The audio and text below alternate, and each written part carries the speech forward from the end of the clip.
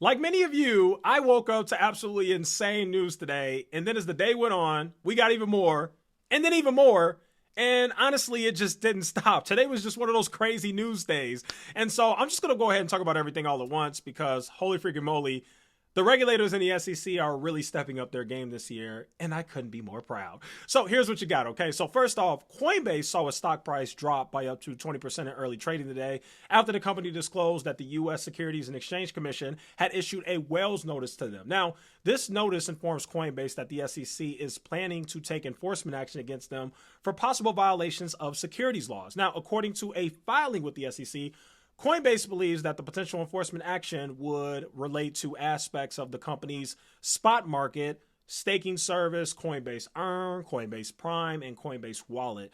Now, the company actually has until March 29th, which is literally in a few days, to respond to the SEC's filings. This news actually sent shockwaves throughout the investing community and has bothered Coinbase so much that the CEO and upper management of the company literally hosted a Twitter space today to talk about everything going on. So that's what you got going on there. And of course, all over Twitter, you saw a bunch of people tweeting Jim Cramer's now infamous tweet that he made in 2021, to which he said, "We like Coinbase to $475. So funny stuff. Thought you'd get a kick out of that. Now, immediately after that, we got even bigger news that trumped the Coinbase news. So we had this crazy bombshell report that came out from the also infamous Hindenburg research against the company known as Block that is owned by former Twitter CEO Jack Dorsey. Now, this report alleges that Block, which is a digital payments company that facilitates payments through its Cash App platform, which many of you guys know, may have a significant number of fake and duplicate accounts.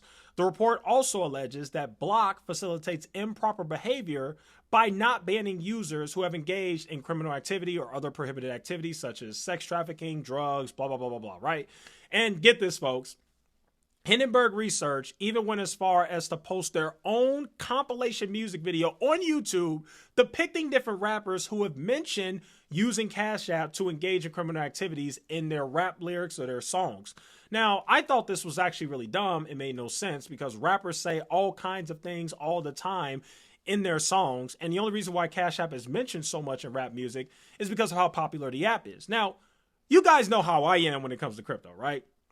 I don't talk about it very much on this channel because honestly, I know my audience and many of you guys don't care much for it, and neither do I.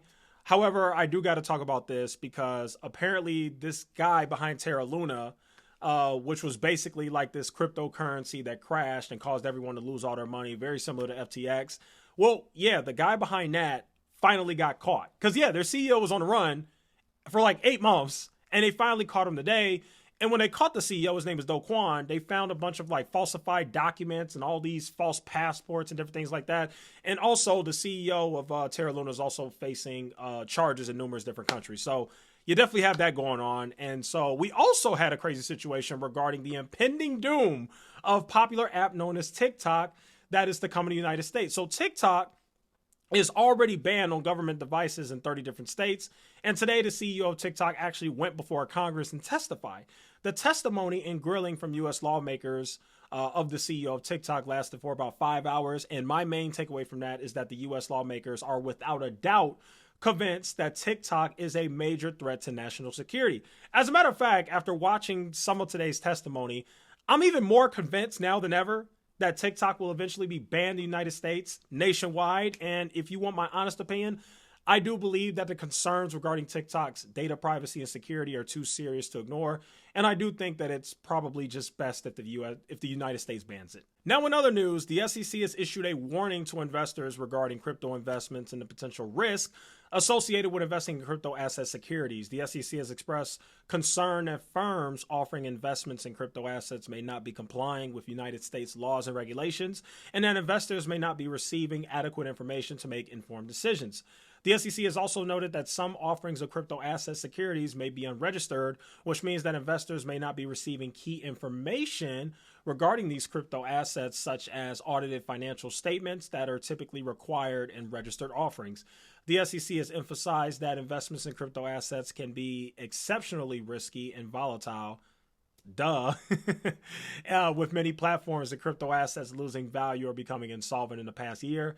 Now, to me personally, this is absolutely hilarious and a big waste of time and resources in writing, because if I were a betting man, and trust me, I definitely am a betting man, I would bet that more regular everyday investors listen to YouTubers with no financial background regarding whether crypto is actually a safe investment or not than they do in terms of listening to the United States government or the United States Securities and Exchange Commission. Now, I know that is a very sad reality, but I believe that that is absolute fact.